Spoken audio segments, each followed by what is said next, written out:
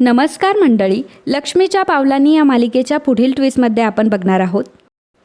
रोहिणी आणि राहुलने एवढे कांड करून सुद्धा राहुलचं आणि नैनाचंच लग्न झालेलं असतं. नैना आणि राहुलचं लग्न राहुलच्या आणि रोहिणीच्या दोघांच्याही मनाविरुद्ध झालेलं असलं तरीसुद्धा नैनाला सून म्हणून स्वीकारण्याचं सोडून रोहिणीकडे आता दुसरा कुठलाही पर्याय उरलेला नसतो. राहुलला मात्र नैनासोबत अजिबात संसार करायचा नसतो आणि नैनाचा त्याला फक्त रागच येत असतो. ही गोष्ट जेव्हा रोहिणीच्या लक्षात येते तेव्हा रोहिणी राहुलला खूप बोलते आणि राहुलला ती सांगते की राहुल, आपल्याला सत्य परिस्थिती स्वीकारावीच लागणार आहे. मला माहिती आहे की हे लग्न तुलाही नको होतं आणि मलाही नको होतं, परंतु आता शेवटी तुझं नैनासोबत लग्न झालंय. हे बघ, बाहेर तुला कुठल्या गर्लफ्रेंडसोबत फिरायचं ना, तू फिर, तुला जे काही करायचं ते तू कर, परंतु घरात आल्यावर मात्र तू अद्वैतसारखा आदर्श मुलगाच असला पाहिजे. तू तुझ्या बायकोला मान दिला पाहिजे, असंच सगळ्यांना दिसलं पाहिजे. ऑलरेडी घरामध्ये तुझी खूप इज्जत गेली आहे आणि मला नाही वाटत की अजून तुझी इज्जत जावी, त्यामुळे नैनाला तुला बळच बायकोचा अधिकार द्यावाच लागणार आहे. राहुलला रोहिणीचं म्हणणं पटलेलं असतं आणि रोहिणीला तो म्हणतो की ठीक आहे मम्मा, तू म्हणशील तसंच सगळं होईल.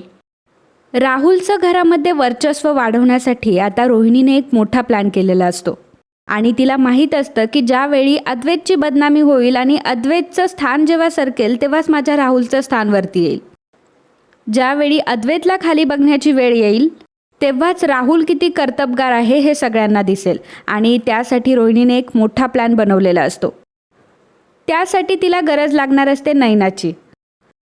मित्रांनो, जर तुम्ही या चॅनलवर नवीन असाल आणि आपला हा व्हिडिओ बघत असाल तर प्लीज चॅनलला सबस्क्राईब नक्की करा आणि व्हिडिओ शेवटपर्यंत बघा. आणि मग रोहिणी नैनाची भेट घेते. नैनाला ती म्हणत असते की नैना, मला तुझ्यासोबत खूप महत्त्वाचं बोलायचं आहे. हे बघ, आता मी तुला जे काही बोलणार आहे त्यातून कदाचित तुला वेगळंही वाटू शकतं, परंतु आपल्याला हे करणं खूप गरजेचं आहे. आणि तसंही बघ ना, कला तुझ्यापेक्षा लहान आहे, ती तुझी लहान बहीण आहे, तरीसुद्धा या घरामध्ये तिला मोठ्या जावेचा अधिकार मिळतो की नाही, तो अधिकार तुला मिळावा असं मला वाटतं. शेवटी काहीही झालं तरी तू कलापेक्षा मोठी आहेस आणि चांदेकरांच्या मोठ्या सुनेचा मानसुद्धा तुलाच मिळायला हवा असं मला वाटतं. रोहिणी म्हणते की हो, पण ते कसं करता येईल. तेव्हा रोहिणी तिला समजावून सांगते. रोहिणी म्हणते की हे बघ, तुला पण माहिती आहे की जे काही झालं त्यामध्ये राहुलची फार बदनामी झाली आहे. आबांनी तर बिझनेसमधून त्याचे सगळे हक्क काढून घेतलेत आणि जर राहुलला पुढे मान भेटला, राहुलचे जर बिझनेस हक्क त्याला परत मिळाले, ते आपोआप घरामध्ये पण तुला इज्जत वाढणार आहे.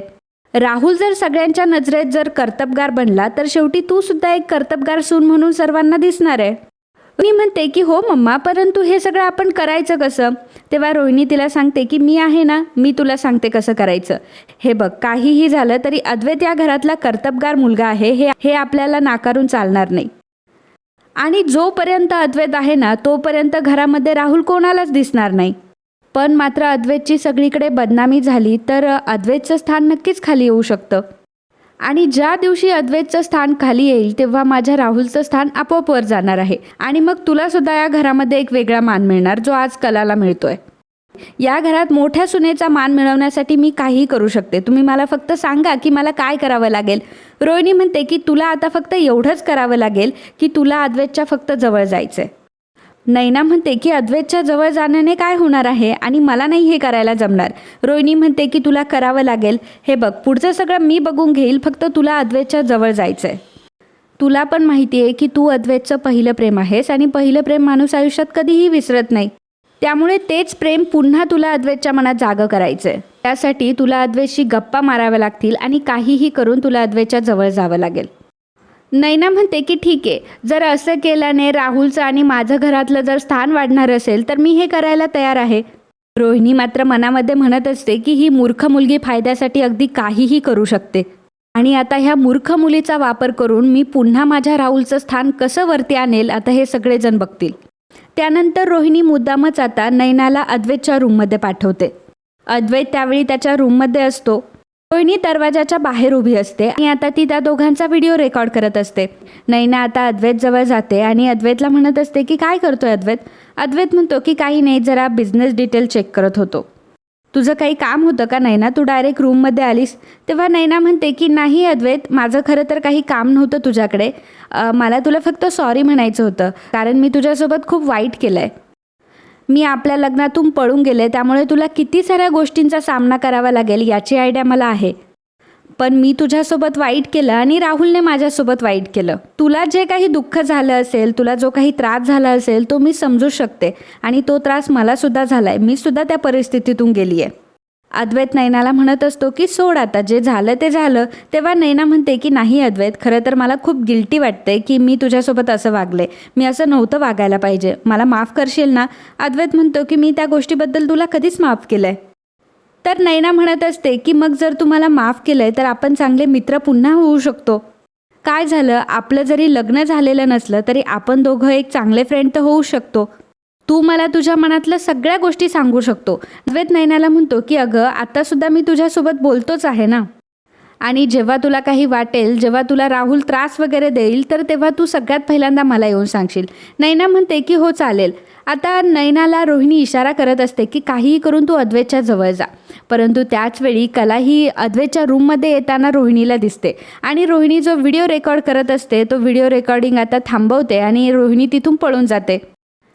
कला आता रूममध्ये आलेली असते. नैना आणि अद्वैतचं बोलणं सुरू असतो, परंतु कला त्या दोघांवर अजिबातही संशय घेत नाही.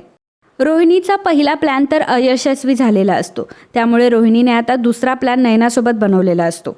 रोहिणी नैनाला सांगते की तू आता काहीही करून अद्वैतच्या जवळ जायचं आणि त्याचा मी व्हिडिओ काढून घेणार आहे. आता हे सगळं कसं जमवायचं हे तू बघ.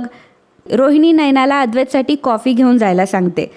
नैना पुन्हा दुसऱ्या दिवशी अद्वैतच्या रूममध्ये गेलेली असते. अद्वैतसाठी तिने कॉफी आणलेली असते.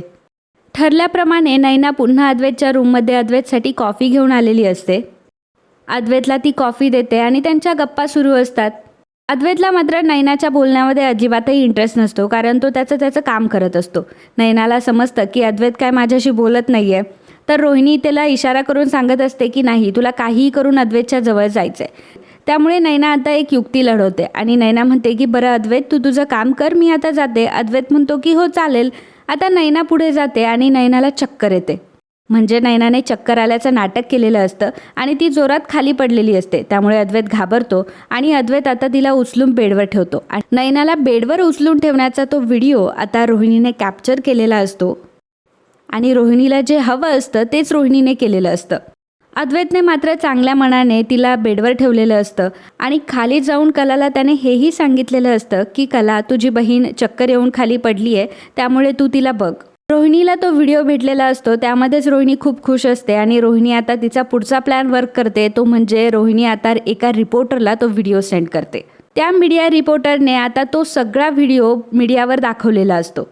सगळीकडे फक्त एकच बातमी दाखवली जाते की कशा प्रकारे अद्वैत चांदेकर त्याच्या बायकोला धोका देतोय आणि बायकोच्याच बहिणीसोबत त्याचे प्रेमसंबंध आहेत.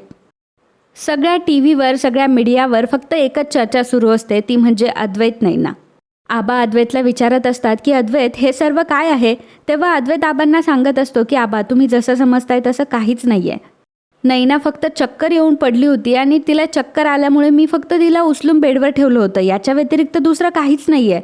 रोहिणी म्हणत असते की अद्वैत, शेवटी कारण काही असलं तरी जगाला आता हेच दिसलंय ना. आता बघ बरं तुझी किती बदनामी होणार. आता चांदेकर ज्वेलर्सचे शेअर्ससुद्धा पडणार.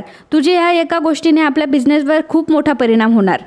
अद्वैतला सुद्धा या गोष्टीची जाणीव असते. कलाचा चेहरा मात्र एवढासा झालेला असतो. कलाला काहीच कळत नसतं की हे सर्व नक्की काय चाललंय. घरात सर्वजण अद्वैतवर आणि नैनावरच डाऊट घेत असतात. त्यानंतर दुसऱ्या दिवशी अजून वणवा पेटवण्यासाठी आता रोहिणीने पुन्हा मीडियावाल्यांना घरी बोलावलेलं असतं. मीडियावाले घरी आलेले असतात आणि ते अद्वैतला नको ते प्रश्न विचारत असतात की नैनासोबत तुमचं आधी लग्न ठरलं होतं ना, नैना तुमच्या भावाची बायको आहे, तरीसुद्धा तुम्ही नैनासोबत प्रेमसंबंध ठेवले, याचा अर्थ तुम्ही तुमच्या बायकोला धोका देताय असं नाही वाटत का? असे खूप सारे प्रश्न आता मीडियावाले अद्वैतला विचारत असतात. त्या प्रश्नांचे काय उत्तरं द्यावे हेच अद्वैतला कळत नसतं. अद्वैत पूर्णपणे टेन्शनमध्ये असतो आणि घरातल्यांच्या सर्वांच्या मानाखाली असतात, कारण त्यांना असं वाटत असतं की अद्वैतनेच काहीतरी चूक केली आहे. परंतु कलाला मात्र अद्वैतवर पूर्ण विश्वास असतो आणि मग कला आता मोठ्या हिमतेने मीडियासमोर जाते. अद्वैत जेव्हा मान खाली घालून उभा असतो तेव्हा कला आता तिथे जाते आणि कला म्हणत असते की तुम्ही काय प्रश्न विचारताय, तुम्हाला कळतंय का? एवढं विसरू नका की हा माझा नवरा आहे आणि माझ्या नवऱ्यावर पूर्ण विश्वास आहे. कला मीडियासमोर सांगते की तुम्ही ज्या गोष्टीचा बवंडर बनवलाय ना, तर ती गोष्ट तशी घडलेलीच नाही आहे. असं नसतं की प्रत्येक दिसणारी गोष्ट तीच खरी असते. खरं तर नयनाताईला चक्कर आली होती आणि नयनाताईला चक्कर आल्यामुळे अद्वैतने फक्त तिला बेडवर उचलून ठेवलं. आणि जेव्हा हा प्रकार घडला तेव्हा मी सुद्धा त्यांच्या समोर होते. तेव्हा मीच रूममध्ये होते आणि मीच अद्वैतला सांगितलं होतं की तू नयनाताईला उचलून बेडवर ठेव. परंतु तुम्ही लोकांनी मात्र याचं वेगळंच काहीतरी केलंय. हे बघा, तुम्ही काहीही म्हणा, परंतु माझ्या नवऱ्यावर पूर्ण विश्वास आहे.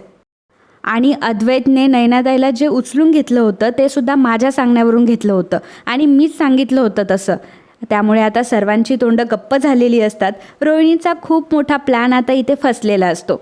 नयनासुद्धा खूप मोठी फसलेली असते, कारण नयनाने जर इकडनं बोललं तरी नयनाच गोत्यात येणार असते आणि तिकडनं बोललं तरी नयनाच गोत्यात येणार असते. त्यामुळे नयना ही शांत बसलेली असते. कलाने सर्व मीडियाचे तोंड गप्प केलेलं असतं आणि कलाने अद्वैतला एवढ्या मोठ्या संकटातून बाहेर काढलेलं असतं. जेव्हा सर्व जग अद्वैतवर अविश्वास दाखवत असतं तेव्हा कलाने त्याच्यावर विश्वास दाखवलेला असतो आणि माझा नवरा असं कधी करूच शकत नाही असं धाडसाने तिने सांगितलेलं असतं. त्यामुळे अद्वैतला कलाचा आता खूप आदर वाटत असतो. घरच्यांचा सुद्धा अद्वैतवर पुन्हा एकदा विश्वास बसलेला असतो. आबासुद्धा अद्वैतची माफी मागतात की अद्वैत, आम्ही उगाचच तुला चुकीचं समजलं. रोहिणीचा तर पूर्णपणे चेहरा उतरलेला असतो. रोहिणीने एवढा मोठा प्लॅन बनवलेला असतो, परंतु त्याचा काहीही उपयोग झालेला नसतो. आबा कलाला सुद्धा शाबासकी देत असतात की कला, आज तुझ्यामुळे खरं तर चांदेकरांची पुन्हा एकदा इज्जत वाचली आहे. आज तू सर्व जगाला ओरडून सांगितलं की तुझा नवरा किती खरा आहे ते. पुन्हा एकदा तू ही गोष्ट प्रूव्ह करून दिली की तुमचं लग्न खरंच किती स्ट्रॉंग आहे आणि तू तुझ्या नवऱ्याचीच नाही तर ह्या चांदेकर घराण्याची सुद्धा इज्जत वाचवली आहे. आणि खरंच तू एक आदर्श सून आहेस. तर आदर्श सुनेचे स्वप्न बघणाऱ्या नयनाचा मात्र चेहरा पूर्णपणे उतरलेला असतो, कारण आदर्श सून होण्यासाठी तिने हे घाणेरडं काम केलेलं असतं. परंतु त्याचा पुरस्कार मात्र आबा कलालाच देत असत. सर्वजण तिथून गेल्यानंतर अद्वैत आता कलाकडे जातो आणि कलाला म्हणत असतो की कला, थँक्यू सो मच. कला म्हणते की का बरं, कशासाठी? अद्वैत म्हणतो की आज तू जर नसती तर माझं काय झालं असतं मला नाही माहिती, आणि तू जर आज माझ्या बाजूने बोलली नसती तर मीडियाला मात्र या गोष्टीचा खूप मोठा गैरसमज झाला असता आणि तू मला एका मोठ्या संकटातून आज वाचवलंयस. कला म्हणत असते की अद्वैत, मी ही गोष्ट ठामपणे सांगू शकले की तुझ्यामध्ये आणि नयनाताईमध्ये तसं काहीही नाही आहे, कारण याचं कारणसुद्धा तूच आहे. कारण माझा तुझ्यावर पूर्ण विश्वास आहे. मला माहिती आहे की अद्वैत चांदेकर माझ्यासोबत वाईट बोलू शकतो, तो मला जे काही बोलायचं आहे ते बोलू शकतो, परंतु अद्वैत चांदेकर नात्यांमध्ये कधीही फसणार नाही. मला ही गोष्ट माहिती आहे की अद्वैत चांदेकर नात्यांना किती महत्त्व देतो आणि ते मी गॅरंटीने सांगू शकते की नयनाताई आणि तुझ्यामध्ये तसं काहीही नाही आहे. फक्त कोणीतरी चुकीने हा व्हिडिओ व्हायरल केला आणि त्यामुळे हे सगळं झालं आहे, हे मला कळून चुकलं होतं. अद्वैत म्हणतो की खरंच जेव्हा माझ्या घरातल्यांनी सुद्धा मला साथ दिली नाही तेव्हा मात्र तू माझ्या पाठीशी उभी राहिलीस आणि आज तुझ्यामुळे मी वाचलोय. तुझ्यामुळे चांदेकरांची इज्जत वाचली आहे आणि माझीसुद्धा इज्जत वाचली आहे. खरंच मी तुला किती थँक्यू म्हणावं मला कळत नाही आहे. कला म्हणत असते की अद्वैत, तुला थँक्यू म्हणायची काहीही गरज नाही आहे. कलाने नकळत अद्वैतचं मन जिंकलेलं असतं आणि अद्वैतचा आता कलाबद्दलचा आदर खूप वाढलेला असतो आणि कलाचा एक वेगळा चेहरा अद्वैतला दिसत असतो. म्हणजे कलाची वेगळी साईड अद्वैतला दिसत असते. अद्वैत कलाला आता वेगळ्या अँगलमधून बघायला सुरुवात करतो.